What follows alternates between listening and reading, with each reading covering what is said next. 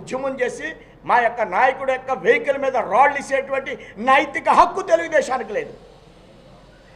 ముఖ్యమంత్రి గారు మాట్లాడిన అన్ని మాటలు మీరు ప్రశ్నించాలి. ఈవేళ మేము చేస్తానే అన్నీ జరుగుతుంటే ప్రత్యేక హోదా కూడా నిధులు కేటాయిస్తామంటే అవి తీసుకోకుండా ఉద్యమం చేయడం ఏంటండి? మీ అందరూ కూడా నేను చెప్పిన విషయాల్లో ఏదైనా తప్పుంటే నన్ను మీరు ప్రశ్నించండి. మొదటి నుండి కూడా టీడీపీ ఒక పథకం ప్రకారం ఎర్లీ చేస్తుందంటున్నారు. అంటే బడ్జెట్ లేకపోవడం మీ వైఫల్యమా, లేకపోతే మీరు కూడా రాజకీయ కోణంలోనే వాళ్ళతో కాంప్రమైజ్ అయ్యారా?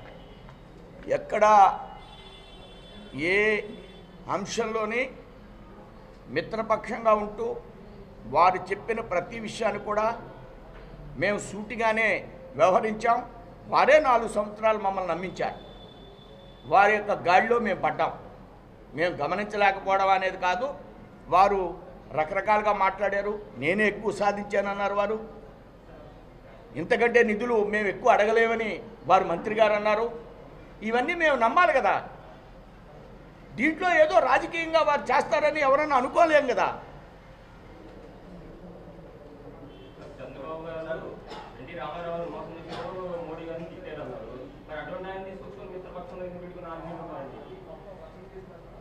దేశ హితంతో మేమేమీ ఆయనకి పొత్తు కావాలని మేము కోరలే. ఆయన చాలా సందర్భాల్లో బీజేపీతో 2004లో ఓడిపోగానే బీజేపీని తిట్టాడు. ఆయన బీజేపీ మూలానే ముస్లింలు ఓట్లు వేయలేదన్నారు. 2009లో కూడా అదే వైఖరి. 2013లో కూడా వారు ఇదే మాటలు మాట్లాడారు. కానీ 2014లో వారు మరలా మా దగ్గరికి వచ్చారు. వారు పొత్తు కావాలన్నారు.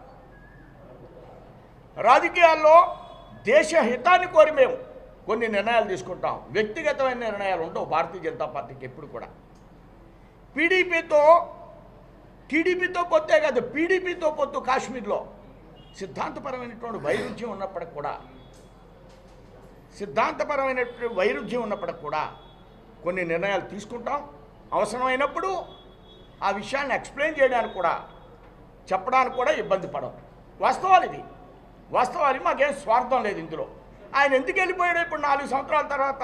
మీరు ఇన్నన్నీ మళ్ళీ మీరు ఎందుకు వెళ్ళారు వాళ్ళతో? మీరు ఎందుకు ఇప్పుడు వెళ్ళిపోయి మళ్ళీ ఇవి మాట్లాడుతున్నారు? వారిని కూడా అడగాలి. మమ్మల్ని అడిగారు, నేను చెప్పాను. లాస్ట్ మంత్ చంద్రబాబు ఒక వార్నింగ్ కూడా ఇచ్చారు. నేను తలుచుకుంటే జాతీయ వాహనాలు ఈ రాష్ట్రంలో తిరగవని.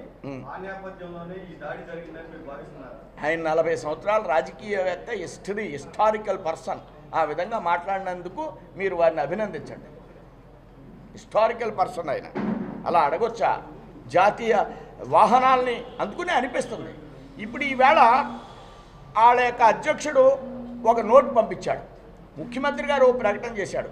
హోంమంత్రి గారు రాళ్ళు ఇసిరారండి, కానీ మీ అధ్యక్షుడు తరగలేదు, కానీ ఆ ముందు వెనకాల వాహనానికి తగిలినని ఆయన అన్నాడు. పాపం ఒప్పుకున్నాడు కదా. ఇలా ఉంది వాళ్ళ వైఖరి.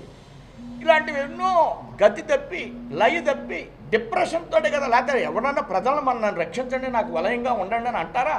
ఇలాంటి మాటలకు తార్కాణమే ఈ వాహనాలు కూడా తిరగనివ్వనని అనడం. ప్రజల రక్షణ లేదు. రోజుకొక డైలాగ్ వింటున్నాం మనం, అవి రాసుకుంటున్నాం అద్భుతంగా. అది మరుసటి రోజు. వీడియో నచ్చిందా? అయితే ఓ లైక్ వేసుకోండి, లేదంటే ఓ కామెంట్ చేయండి. ఎప్పటికప్పుడు మా వీడియోస్ చూడాలంటే సబ్స్క్రైబ్ చేసుకోండి.